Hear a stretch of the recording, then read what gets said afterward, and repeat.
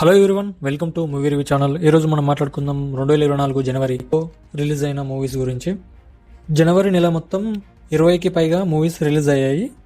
అవి 1 సర్కారు Naukari, Prema Katha, Raghavareddy, plant man, 14 days love, Deenamma Jeevitham, Ajay గాడు, హనుమాన్, గుంటూరు కారం, సైంధవ్, నాసామిరంగా, కొత్త రంగుల జీవితం, కెప్టెన్ మిల్లర్, ఐలాన్, రామ్, మూడో కన్ను, ప్రేమలో, 105 మినిట్స్, బిఫోర్ మ్యారేజ్. జనవరి మొత్తం 20కి పైగా సినిమాలు రిలీజ్ అయ్యాయి. దాంట్లో మనకు గుర్తున్నాయి మాత్రం కేవలం 6 సినిమాలు మాత్రమే. వాటి కలెక్షన్స్ ఏంటో ఇప్పుడు చూద్దాం మనం.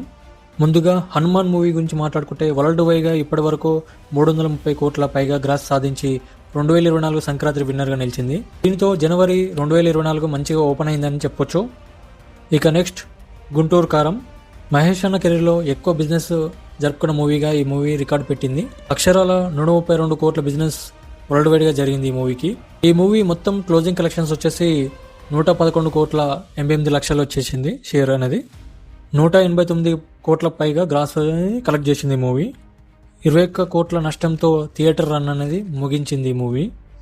ఈ రేంజ్ కలెక్ట్ చేసిందంటే ఒకటే రీజన్, మహేష్ బాబు. ఆయన్ని చూడడానికి వెళ్తేనే ఈ కలెక్షన్స్ వచ్చాయి. మంచి స్టోరీ పడి ఉంటే మాత్రం కథ వేరేలా ఉండేది. నెక్స్ట్ సైంధవ్. ఈ మూవీ విక్టర్ వెంకటేష్ గారి కెరీర్లో 75వ మూవీగా వచ్చింది. సంక్రాంతి బరిలో హనుమాన్, గుంటూరు కారం, నాసామిరంగాతో పాటు రిలీజ్ అయింది. ఈ మూవీ రిలీజ్ అయ్యి బాక్స్ ఆఫీస్ దగ్గర బోల్తా కొట్టింది. ఈ మూవీకి మొత్తంగా 28 కోట్ల మేర బిజినెస్ జరిగింది.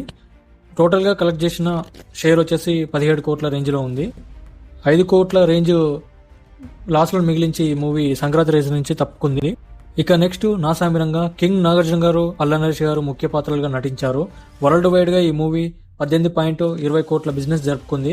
అయితే వరల్డ్ వైడ్గా ఈ మూవీకి 20.30 కోట్ల షేర్ అనేది రాబట్టింది.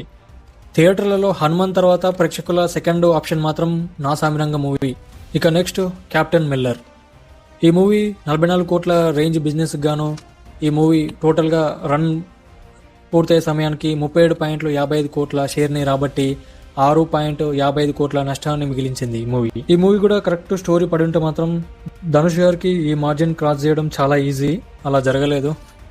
నెక్స్ట్ అయలాన్ గురించి మాట్లాడుకుంటే శివకార్తికేయన్ గారు ఏలియన్ కాన్సెప్ట్తో ఈ మూవీని తీసుకురావడం జరిగింది. ఈ మూవీ కేవలం తమిళనాడులో మాత్రం రిలీజ్ అయింది. ఈ మూవీకి వచ్చేసి 41 కోట్ల రేంజ్లో బిజినెస్ అనేది జరుపుకుంది.